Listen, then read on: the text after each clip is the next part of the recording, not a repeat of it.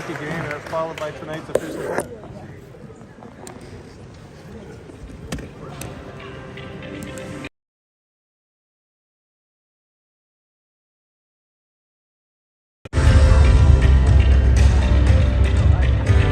What a great pleasure it is to call to the stage and introduce you Conrad, a man who's done so much for Canadian journalism, so much for Canadian history, great author, great thinker, Conrad.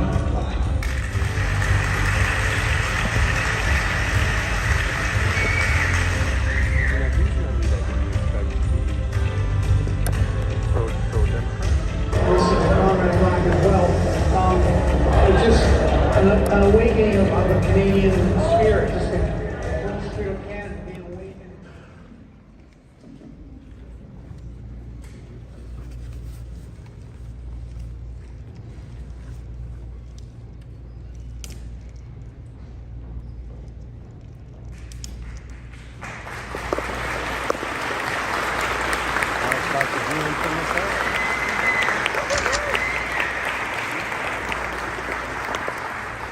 Good evening, everybody.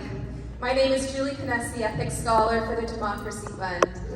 It is a great pleasure.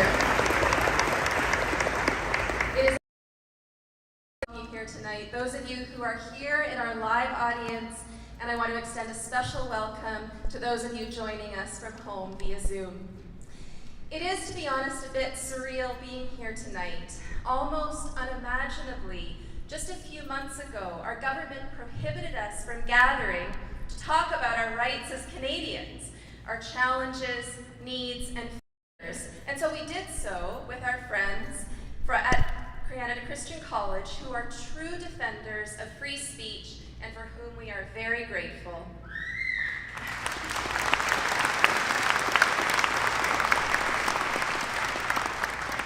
The last 2 years felt more like something out of a dystopian novel than a Canadian reality, and yet it was all very real.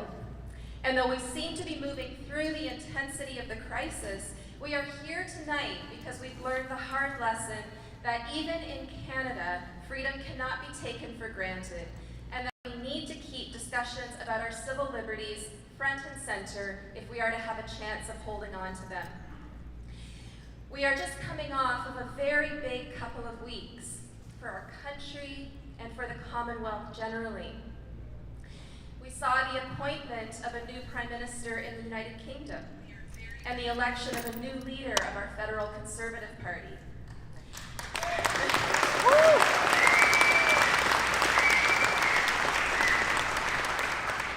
Time will tell on that one, I think. And of course, we lost the longest serving monarch Britain has ever, and quite likely ever will have. Elizabeth II was a true leader, and leaders, in the truest sense of the term, weave people together. And it seems timely, I think, and fitting to quote her tonight, is when life seems hard, the courageous do not lie down and accept defeat. Instead, they are all the more determined to struggle for a better future.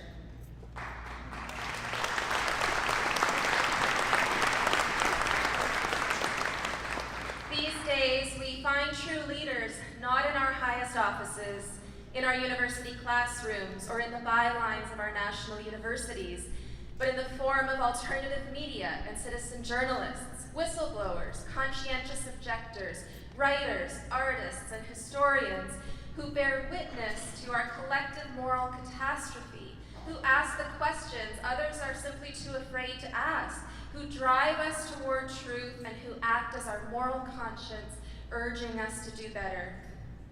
We are very fortunate to have some of these people here with us tonight. Members of the media who keep watch and keep questioning and defending freedom of expression, even when their colleagues seem to have fallen asleep at the wheel. We have Harrison Faulkner from True North News.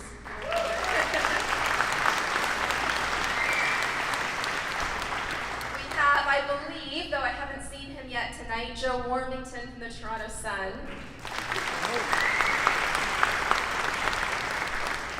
We have Rupa Subramanya from the National Post.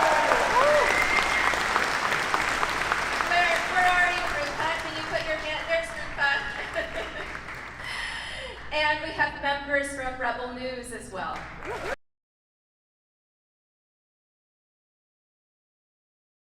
And a very special guest, a woman who lives and breathes the principles of freedom and accountability. You probably know who I'm talking about, Tamara Leach.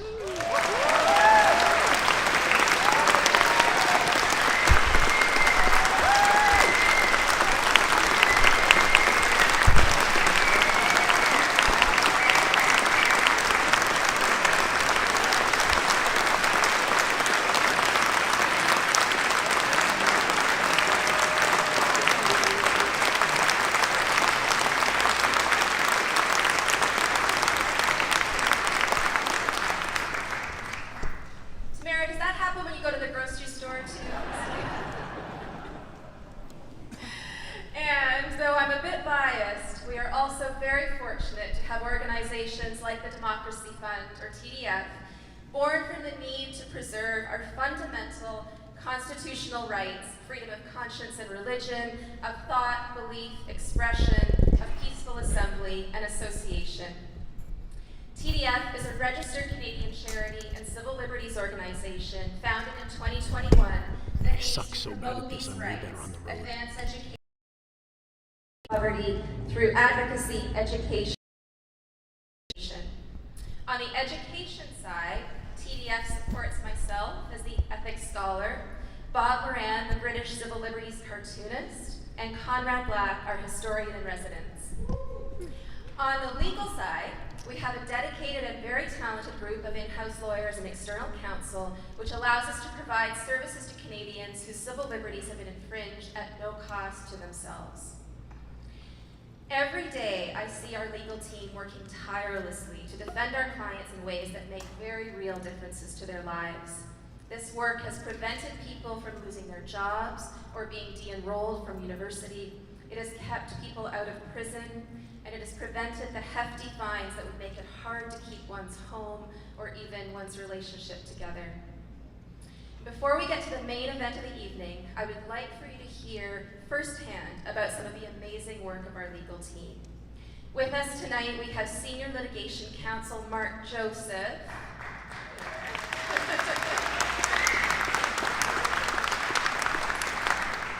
Our lead paralegal, Jenna Little. Jenna, if you're here, could you put up? And our Director of Litigation, Alan Honor. Alan practices in the areas of civil, criminal, and constitutional litigation. He has been a lawyer since 2011 and currently serves as TDF's litigation director. Alan will be representing TDF at the upcoming public inquiry into the federal government's invocation of the Emergencies Act.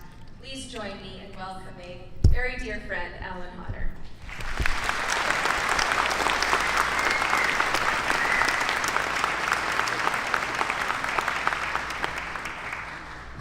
Hi everyone. I'd just like to take a few minutes to tell you about some of the legal work that we're doing at TDF, and some of this legal work which is made possible by the generous donations that you've all made. First of all, at TDF, we have the type of lawsuit which I like to think of as a strategic lawsuit. This is where we go to court and we bring an application because we think we can make a difference. Let me give you an example. On Monday of this week, my colleague Mark Joseph joined forces with a lawyer named Lisa Bilby and an academic named Bruce Hardy, and they challenged the University of Western Ontario's booster mandate. They said that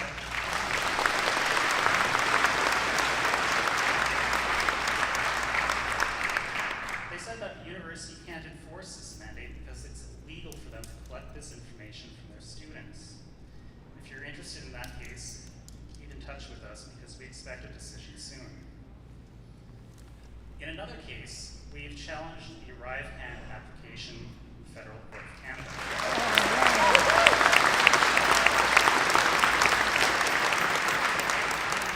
I won't go into the details, but we're saying that the government didn't pass this law properly, and if they did, it's completely opposed to our charter rights, which protect privacy. In another case, which you might remember, we defended a man named Arthur Pavlovsky.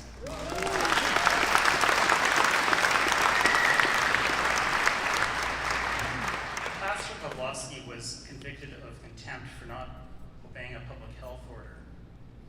But not only was he convicted of contempt, he was also given a script by the judge. He was told that he had to recite this script every time he spoke in public.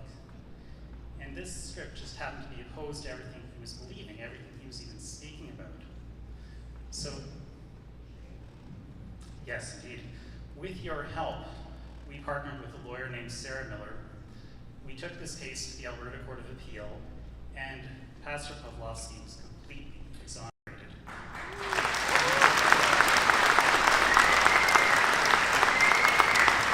Not only that, but it turns out that the script that the judge gave him was actually unconstitutional. Now, you can read more about our cases on our website. You can read about how we're going to the Public Order Emergency Commission, and hopefully we'll find out why our Prime Minister really invoked the Emergencies Act. Before I get off the stage, I'd like to just tell you about some of the other cases we do. And I think this is actually the most important work we do. It's where we help individual people. My colleague, Adam Blake Gallipo, is in court almost every day, fighting for people who've been charged criminally, when all they really did was attend a peaceful protest in Ottawa or in Windsor. Or we have my colleague, Jenna Little. Jenna, I don't know if you're here, and I would hate it if somebody did this to me, but can you stand up for a second if you are here? There she is. Jenna leads, let me tell you just a little bit about Jenna. She leads a team of 4 paralegals here in Ontario. They're representing over 1,300 people. And, you know, we sat down and we did the math. She's helping people with quarantine tickets, with masking tickets, with gathering tickets. And we've discovered that she has saved Ontarians over $11 million in fines.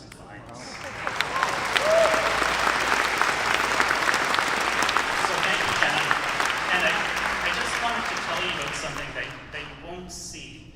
I know whenever we get one of these tickets withdrawn, people will come back to us, and there is just such a wave of relief that they experience. These are families who are maybe making $50,000, $60,000, $70,000. They're faced with $5,000 to $10,000 in fines, and it makes such a difference to them. And you should know that. And thank you very much. And I hope you enjoy the conversation.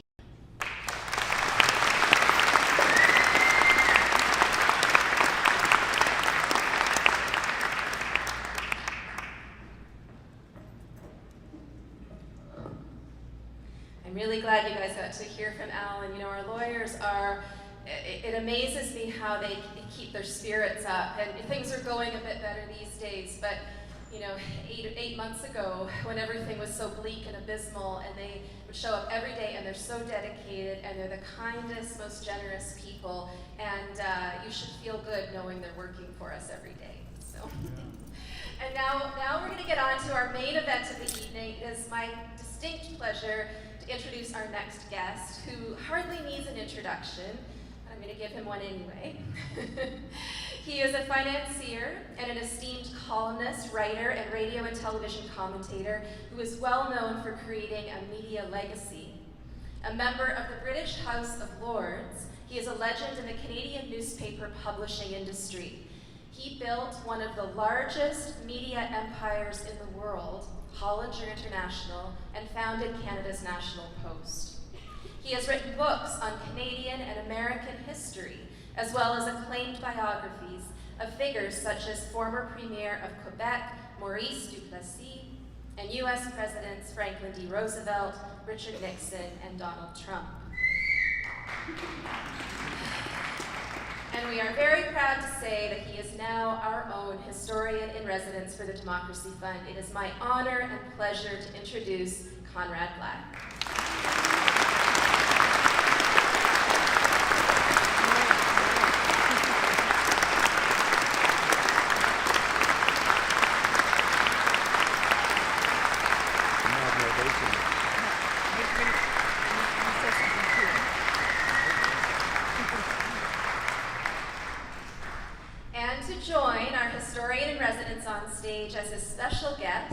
a great Canadian in his own right. He is an acclaimed commentator, author, and Rhodes Scholar who currently writes a regular column for the National Post. He was a frequent guest on CBC's The National, as well as host of CBC Radio 1's Cross Country Checkup for 21 years. Born and raised in St. John's, Newfoundland, he graduated from Memorial University and later attended Oxford. Famous for his biting political commentary, his razor-sharp intellect, he's really, I think, a sort of a modern Socratic torpedo fish. I might say. And his acrobatic vocabulary, all of which I'm sure you will see tonight. He is a legend in the broadcast industry and continues to keep our government, our journalists, and us on our toes. Please join me in welcoming Rex Murphy.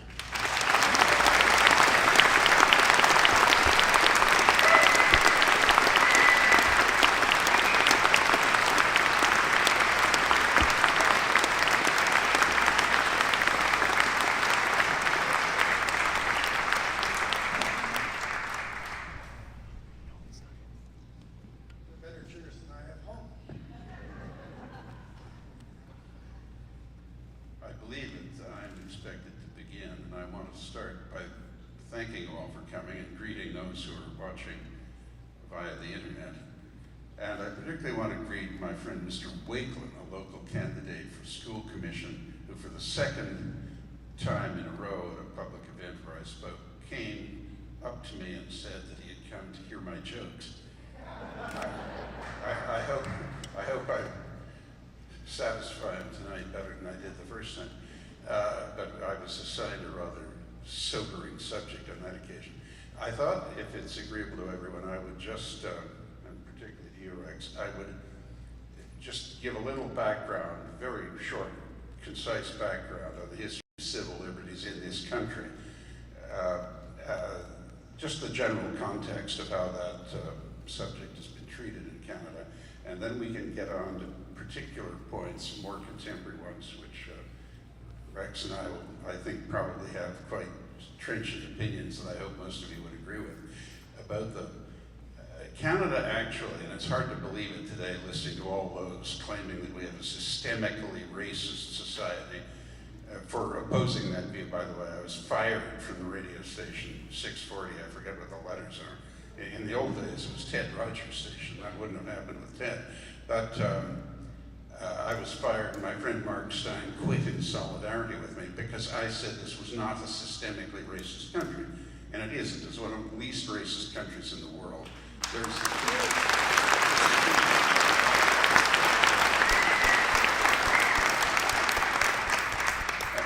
I mean, no country in the world welcomes visitors from everywhere else in the world as warmly and open-mindedly as Canada does.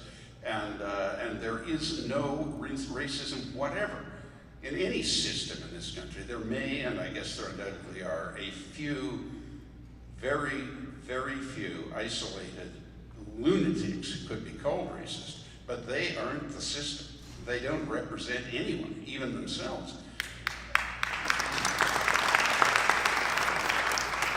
And the point I'd like to make is that on the most burning issue of civil rights, certainly in the 19th century, and the continuation of it to some degree in the 20th century, slavery, Canada's record is an extremely admirable one.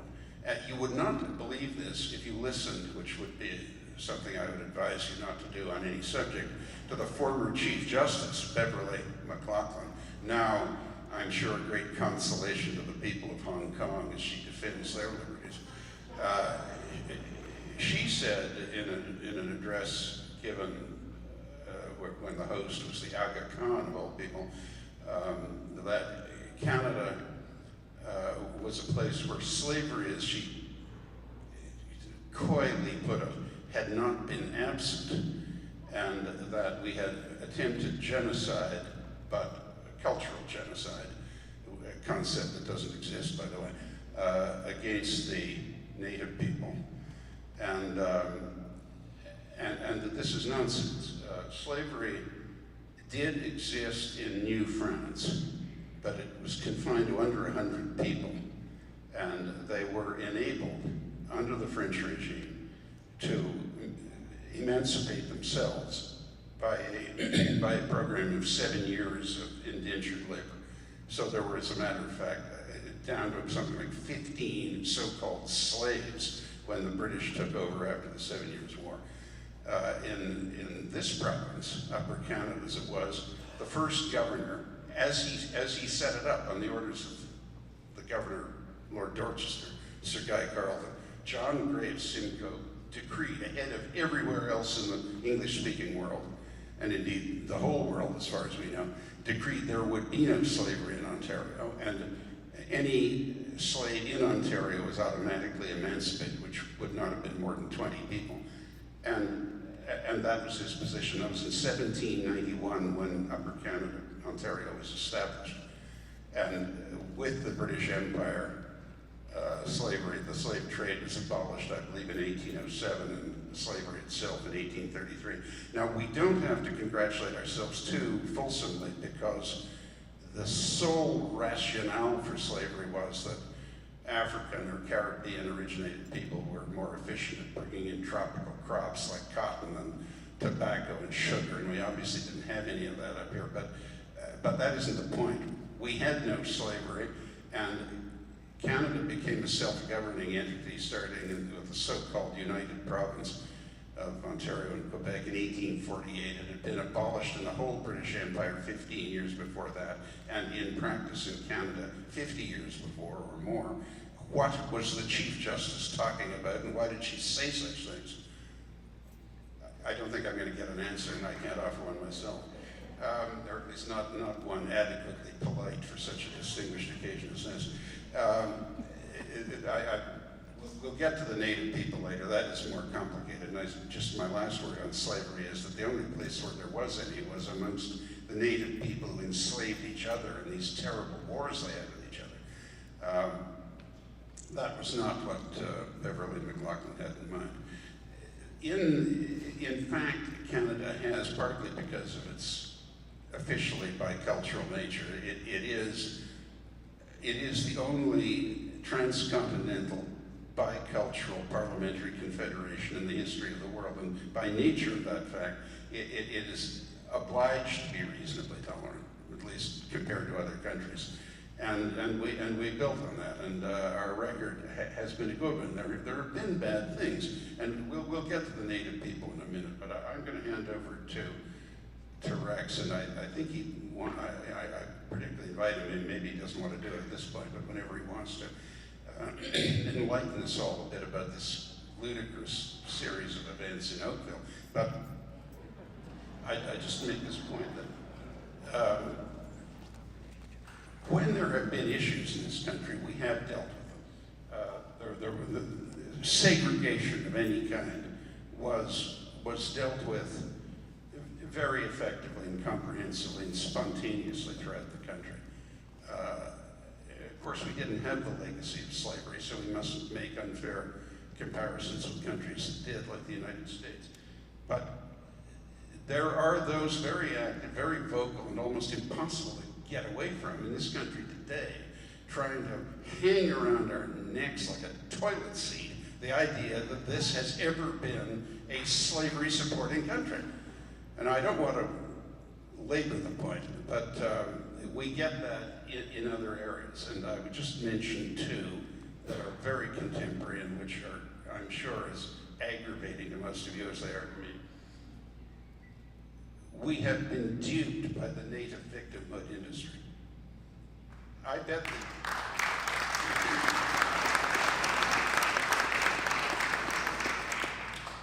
I would bet that the great majority of you would feel pretty much as I do on this issue, but I suspect that many of you would not be aware, because you certainly wouldn't guess it to listen to Murray Sinclair and these others constantly rubbing our noses in our supposed misfeasances, that in respect of the residential schools, $4.6 billion of reparations have been paid.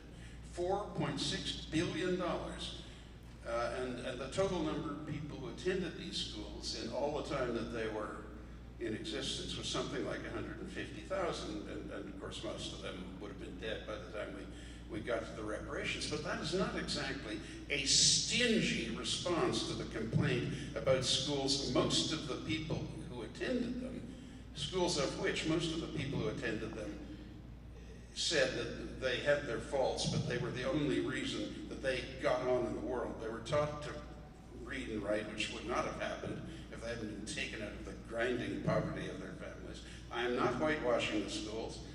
I think almost all Canadians feel we have to do better with the natives, and we do. But the answer is not, as the present regime in Ottawa has done, to wallow in the past misdeeds of others. Allowed the founder of this country, John A. Macdonald, who even in the time of Lincoln and Disraeli and Gladstone and Bismarck was a great statesman and was seen to be one by them, not Bismarck, but the others all had a very high opinion of him. And to represent him as virtually indistinguishable from Hitler. And it is simply an outrage. And I'll conclude for the moment on this. If we're not careful, we are going to allow the native victimhood industry to finesse us into acquiescing in the theory that the arrival of the Europeans in this country and their successors, the waves of settlers and colonists that came after, was qualitatively indistinguishable from what Hitler and Stalin did to Poland. There were only 200,000 natives in all of what is now Canada. They didn't occupy the country. They were nomads moving around it. And no, that isn't what we did. And the fact is, this country would not have been utilized properly in all its potential if there hadn't been a great deal of immigration to it.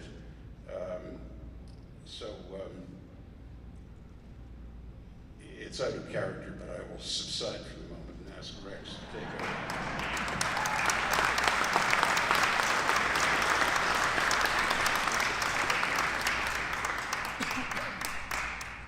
Well, first of all, this is going to be a technical question. I'm not sure how, I'm not used to these things.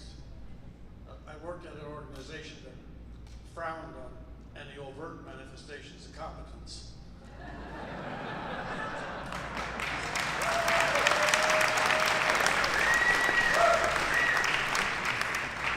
But the question still is serious. I know up here I can hear it, but is it okay? Does the sound come closer? Yeah, more volume. As I told you, I worked for a long while at an organization that frowns on overt signs of competence. The second thing I have to say is that this is not an ordinary occasion for me. Normally, without boasting, I think I can say I'm not normally too intimidated, but sitting here across from the Encyclopedia Britannica,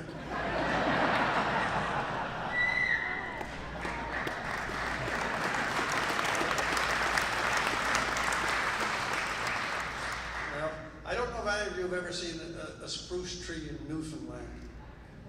They get so stunted by the onshore winds that they don't grow vertically, they grow horizontally. They slide across the land. Me sitting here now next to Conrad is like a Newfoundland spruce tree compared to an English oak. This is a very difficult chair to be in, very difficult. The reason that Conrad opened with some account of the historical nature of civil liberties in this country is because he knows about them.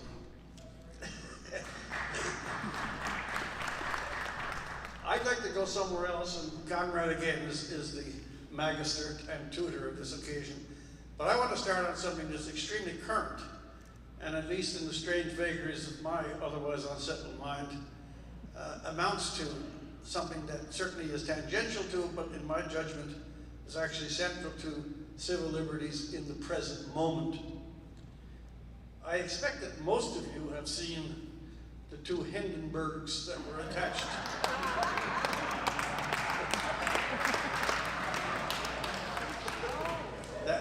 that were attached by some prosthetics to the gentleman that they call a tech master in Oakville. And you might, apart from the fact that it's both absurd and hilarious at the same time, it does, I'm serious here, it does come to civil liberties. As I was talking with Conrad earlier, everyone is familiar with the executive power to limit civil liberties. We just had COVID for 2 years, which was an iceberg going through the entire Charter of Rights and Freedoms. That's an exercise in the demolition of civil liberties. And then we had the opportunistic election and the Emergencies Act. That was bringing the guillotine down and shredding what little value the Charter did have. You're familiar with the abbreviation and amputation of civil liberties through the exercise of state power. But so what has this circus buffoonery of displaced erotica in Oakville have to do with civil liberties?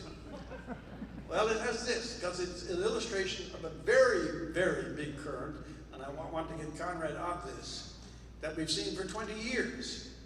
That in the Western democracies, where free speech is not officially throttled, and in which, at their beginning, was the most worshipped, central, cardinal tenet of the entire idea of democracy, we have become accustomed by the infiltration and osmosis of political correctness to exercise a kind of internal restriction on what it is, not what we think, but to say what we think. And that began with this whole thing that there became a certain set of subjects. Conrad just blasted one of them now to talk about the Indian residential schools in the manner that he just talked about. It is an exceptional circumstance, because the majority of the citizenry in this country, for partly the reason that I'm saying, this cloud of correctness came over us. And then we had a second thing. This is the worst thing that's happened to us, by the way, in the last 20 years. We have decided that instead of having the individual as the atom of the democratic process, that under the guise of these ridiculous diversity, inclusion, and equity false trinity,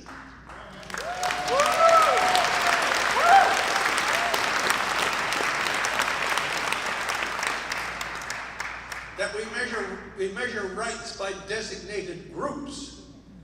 And by the very fact that you have designated groups, it means you have undesignated groups, and that there is not an inequity, there is a measurable inequality in the operation of civic power and civic license. And now I thought I forgot about it.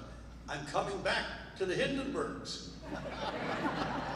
In Oakville, what is transparently, and to anyone with a functioning mind of more than 4 neurons, there is something there that is simply, utterly wrong, ludicrous, possibly, I'm not saying it is, possibly perverted.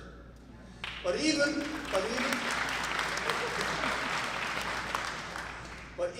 in Oakville, and I've talked with some of the parents that are there, the parents themselves some of them are crying. I had an email today, I won't say from whom, of a mother that was crying because her children are going to eventually be in that school. But they're not speaking. And here's where I'm coming home.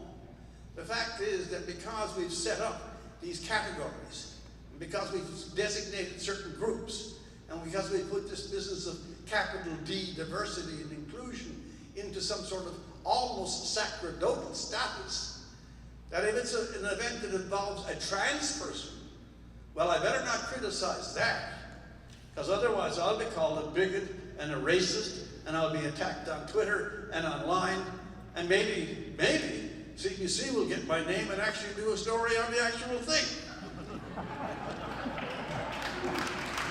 So, here's the point. The administration of this new secular trinity is in operation, in its execution, a diminishment of the impulse to speak and to think.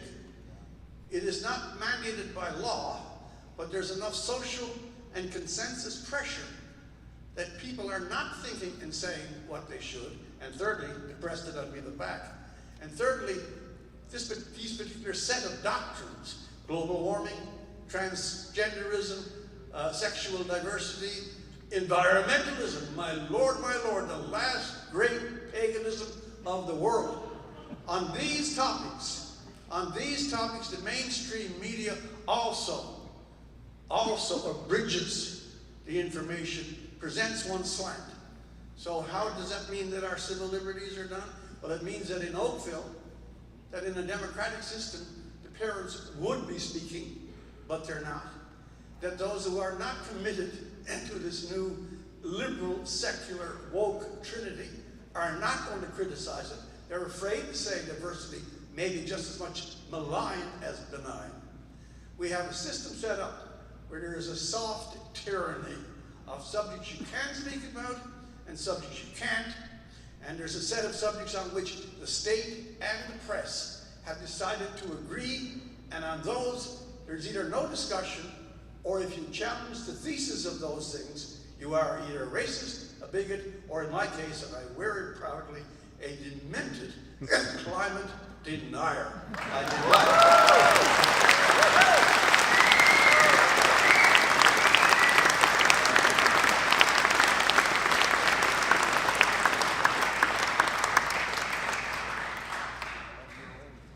Needless to say, I agree with everything Rex has just said.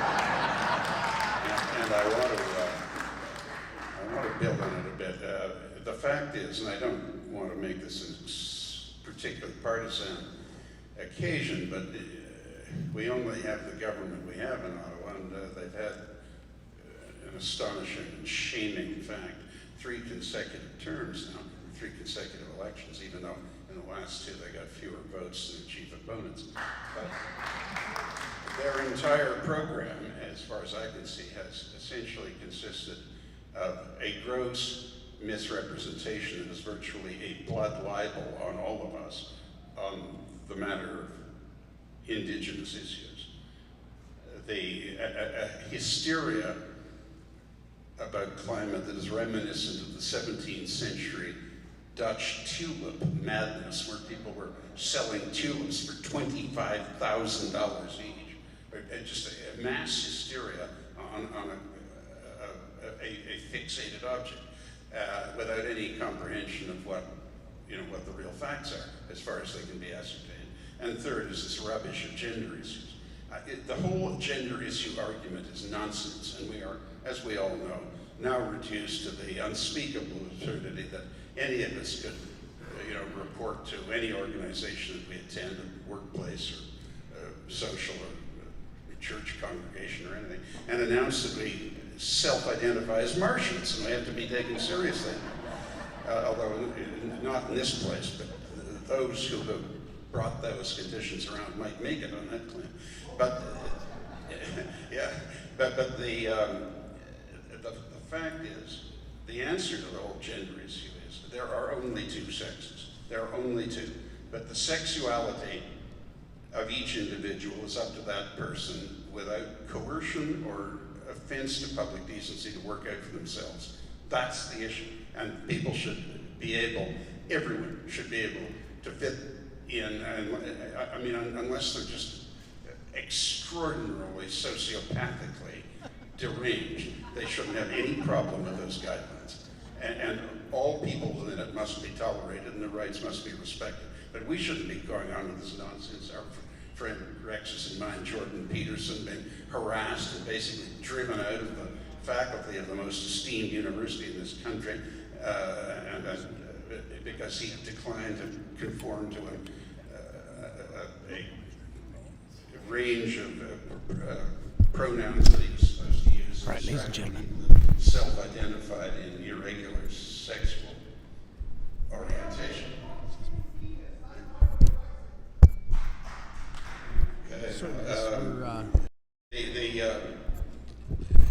Security has just come up and told me I can't film, so although they wanted everybody to see it, they obviously don't want everybody to see it. So I'm going to oblige by what he's asked me, and we're going to stop filming. Okay? Catch you. This is a